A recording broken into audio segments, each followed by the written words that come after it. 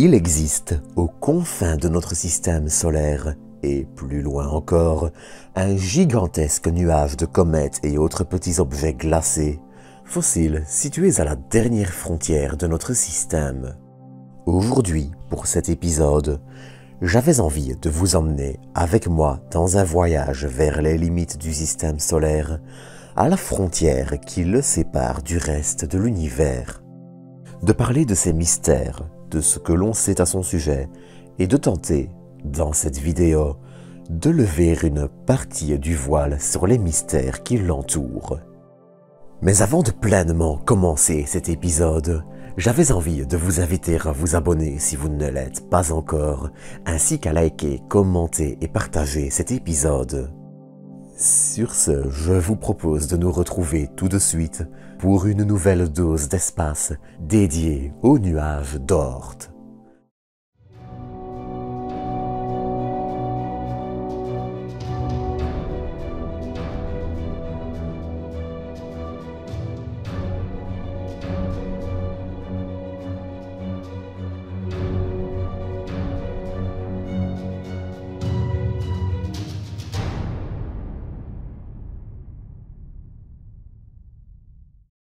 Le nuage d'Oort.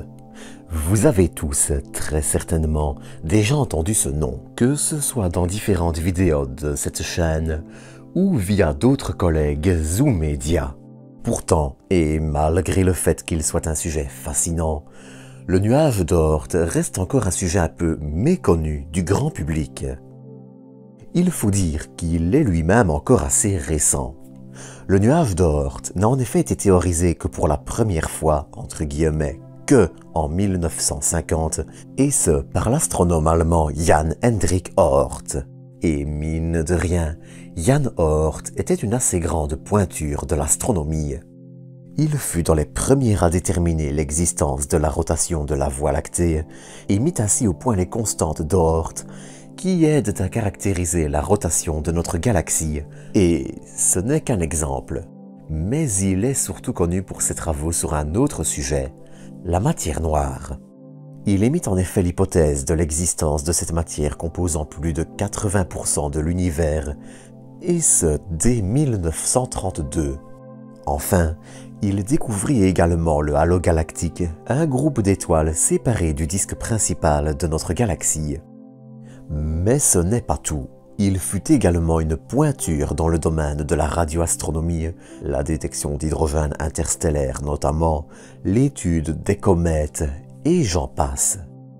Mais ce qui aura surtout popularisé son nom auprès d'un plus vaste public, c'est le fait qu'il aura théorisé l'existence d'un réservoir de milliards de comètes, une sorte de bulle entourant le système solaire.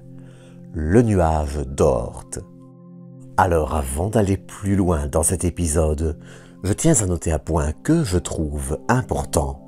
À l'heure actuelle, nous n'avons tout simplement pas de preuves formelles de l'existence du nuage d'Oort.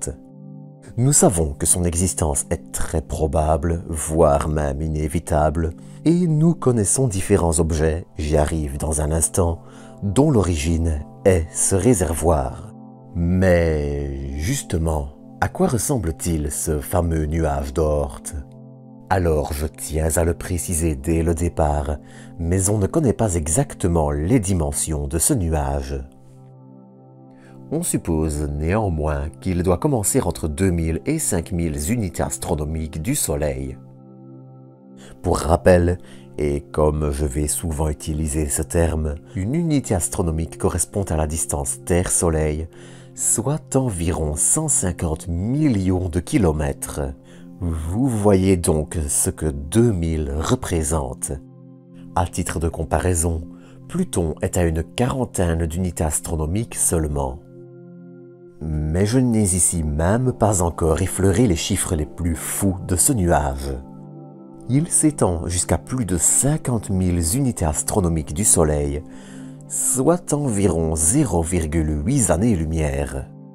Et encore, les chiffres les plus gros le font avancer jusqu'à 2 voire 3,7 années-lumière, soit en théorie suffisamment pour que certains objets soient assez proches pour être dans la zone d'influence des systèmes d'Alpha et de Proxima du Centaure, situés eux à un peu plus de 4 années-lumière, puisqu'ils sont alors à moins d'une année-lumière de nos voisines. Mais il faut néanmoins noter une chose. De par l'influence de nos voisines, justement, il est difficile d'envisager qu'un objet puisse être sur une orbite stable autour du Soleil à de telles distances. Dans les faits, au-delà d'une année-lumière, il finirait soit éjecté, soit catapulté à l'intérieur du système et ne pourrait donc rester sur de telles trajectoires bien longtemps. Mais je reparlerai encore de sa stabilité. En résumé, il est donc bien plus raisonnable d'affirmer que le nuage d'Oort ne s'étend pas au-delà d'une année-lumière, ce qui reste, avouons-le, considérable. Mais le nuage d'Oort est surtout, comme je le disais, un gigantesque réservoir de petits corps glacés. Plus de 1000 milliards d'objets de moins d'1 kilomètre et des milliards d'objets de plus de 20. Chaque objet séparé par des dizaines de millions de kilomètres. Enfin, le nuage d'Oort peut être divisé en deux parties. La première, le nuage intérieur, est en forme de tore, ainsi et est aussi nommé le nuage de Hill, allant de 2000 à 20 000 unités astronomiques avant de laisser place au nuage extérieur. Celui-ci forme une sorte de bulle autour du système solaire. Enfin, d'après les objets analysés à ce jour, les petits corps qui le composent sont surtout riches en glace d'eau, de méthane, de monoxyde de carbone et de cyanure d'hydrogène. Mais bien sûr, ce dernier point est un tout petit peu hypothétique. Nous ne pouvons, hélas, que nous baser sur les objets que nous avons déjà observés. Car, vous vous en doutez, observer directement le nuage d'Oort est impossible avec nos moyens actuels. Mais nous avons de la chance. Parfois, un objet du nuage extérieur peut être déstabilisé et se diriger progressivement vers l'intérieur du système solaire. Et vous connaissez certainement l'un d'eux, la comète de Halley. Avant d'être la comète assez régulière que l'on connaît depuis longtemps maintenant, l'étude de sa trajectoire semble indiquer qu'elle aurait fait partie des comètes à longue période, qui peuvent mettre plusieurs millions d'années à repasser près du Soleil.